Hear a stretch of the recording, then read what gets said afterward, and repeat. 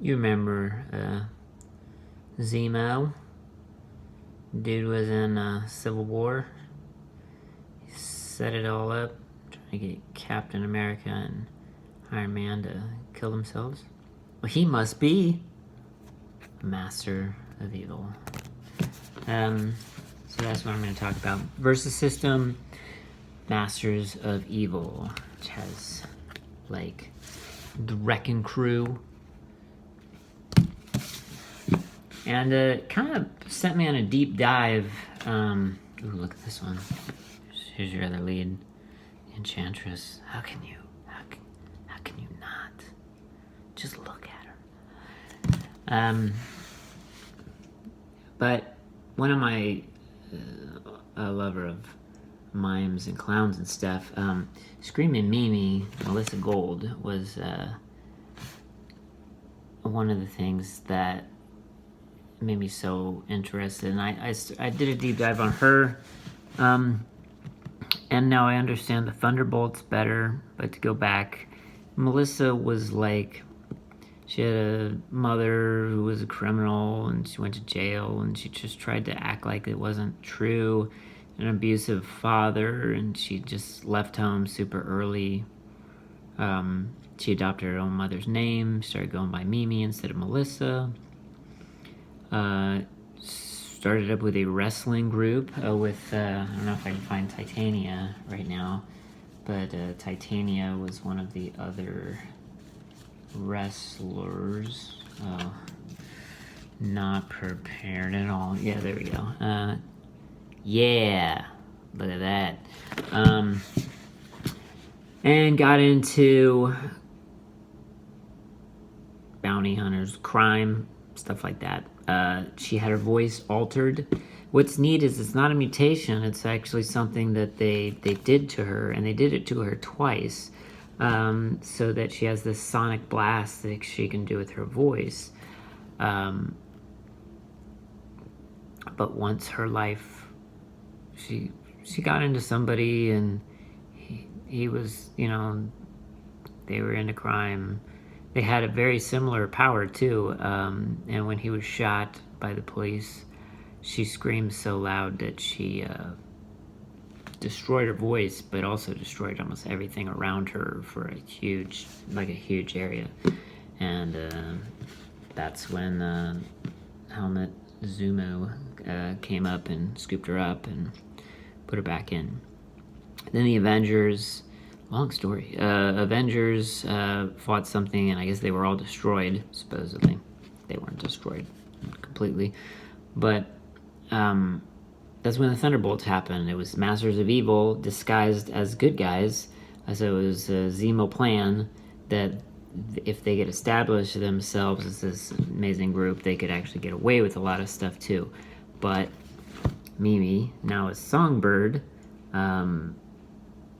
she wanted to stay. I think it was him and the Beetle. Beetle was here somewhere too. He was called Blue Beetle at that point, maybe. So, what a cool arc. The thing about the Masters of Evil is a lot of the characters give you an extra resource point, which you're like, extra resource point? That's the greatest thing I've ever heard. I mean, that's impossible. Like, I can put, if you have that, you have a complete, no, it's not as good as you think. The extra resource points is only for paying the cost of things. And then a lot of the cards use resource points for things. So normally that would be horrible. That means you're on the fourth turn, you're putting out a 3, and you can pump the dude up a little bit.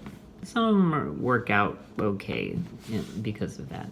But if you're getting the guy out on the proper turn, and you have the resource point, and you pump him up, hey, that's kind of what you want to do.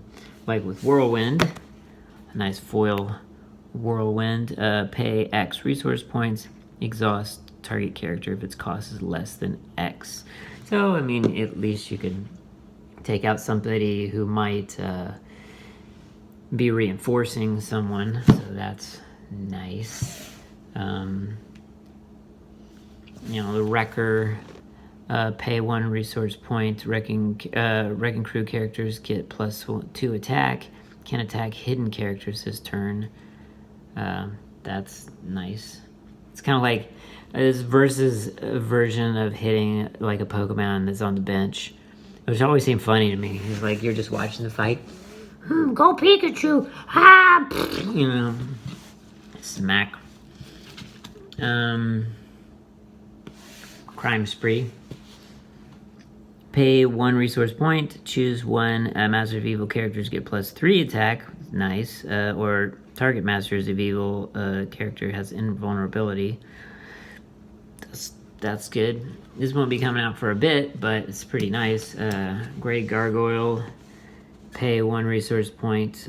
Target character cannot ready this turn. Pretty cool. So they got some stuff going on. Gets better and better as it goes. Heinrich Zemo. That's the original Zemo. It's kind of weird, you know, you would think they would be in the same time period, but that's probably why he's a little bit low down the list. His son is a little higher.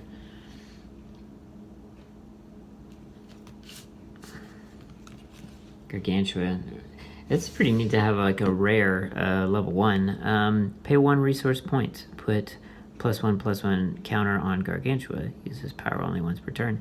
And sometimes you don't get your level 1, so at the very least, if you don't have the special resource point from something else, you can at least get him in as a 3/2, which is pretty awesome, and you can keep doing it if you get the points later on.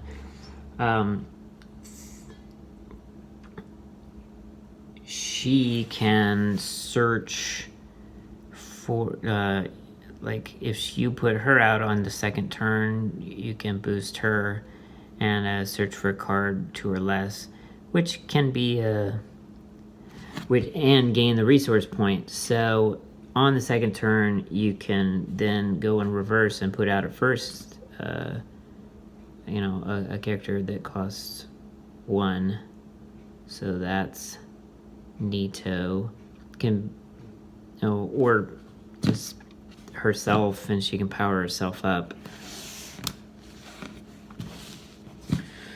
So not as cool as the Future Foes, but still pretty cool.